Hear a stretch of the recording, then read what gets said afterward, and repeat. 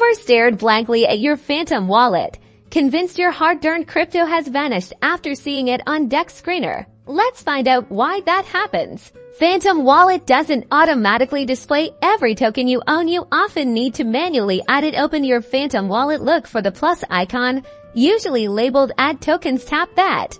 Head over to DEX Screener, find the token you're looking for. The key here is the contract address. Copy it. This is the unique identifier for that token on the blockchain.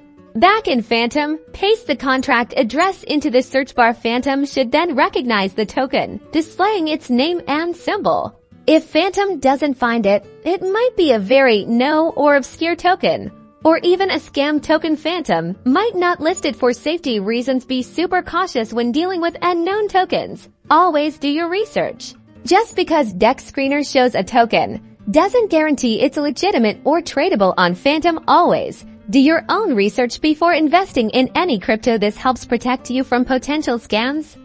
If you are still stuck or confused, leave a comment below and I will help you out.